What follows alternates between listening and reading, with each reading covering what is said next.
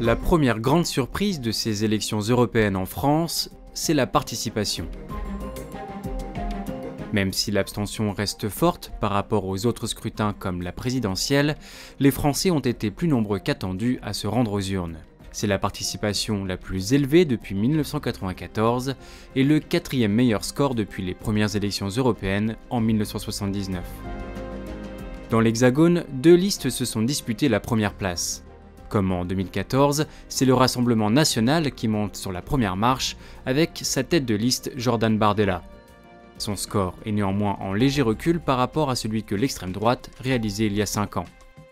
Le président de la République a transformé ce scrutin en plébiscite. Il a réussi. Ce soir, c'est lui et sa politique qui sont rejetés.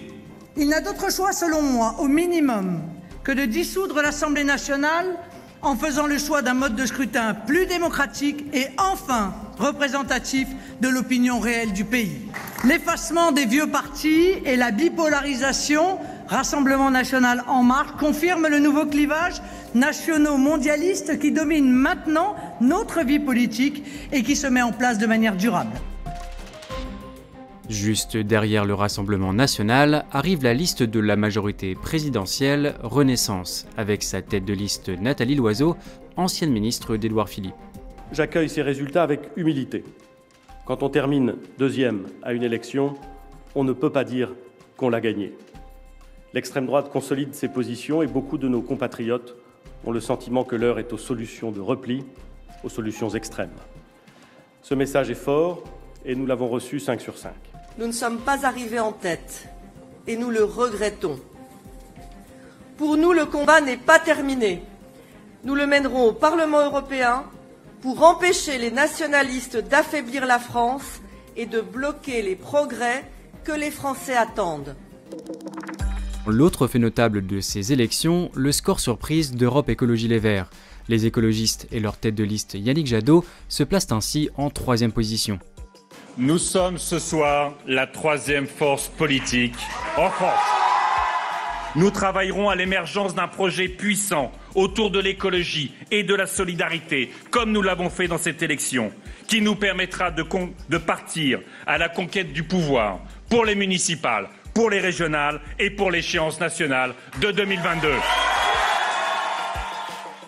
À droite, les Républicains, eux, s'écroulent. Alors qu'il y a 5 ans, ils étaient 2e avec 20,8%, la liste de François-Xavier Bellamy dégringole cette fois à la 4e place. Lorsque Laurent Wauquiez m'a proposé d'assumer cette mission, je savais que la tâche serait très difficile. Dans cette campagne où tout a été fait pour la réduire à un duel, Rassemblement national contre En Marche, nous n'avons pas pu faire entendre notre voix. Et ce résultat n'est évidemment pas à la hauteur des espoirs soulevés dans cette campagne. Derrière ces 4 partis, on retrouve la France Insoumise avec Manon Aubry. Bien sûr, les résultats de la France Insoumise sont décevants.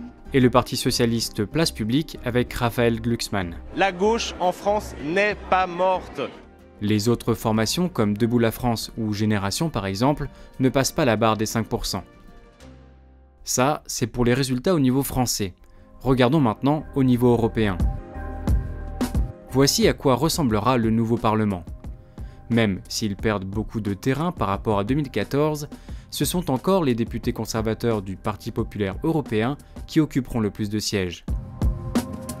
Les conservateurs arrivent notamment en tête des élections en Allemagne, en Roumanie, en Autriche, en Grèce ou encore en Irlande. En fort recul également par rapport à 2014, le Parti socialiste et démocrate reste la 2e formation.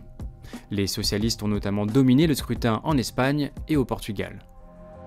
A l'inverse, l'Alliance démocrate et libérale progresse.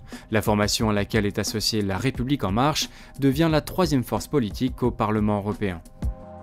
Ensuite, 2e surprise, la percée des écologistes. Ils ont par exemple réalisé d'excellents scores en Allemagne et en Finlande. Enfin, l'extrême droite continue de progresser, portée par une première place en France donc, mais aussi en Italie et en Hongrie, ainsi que de bons résultats en Autriche ou encore en Suède.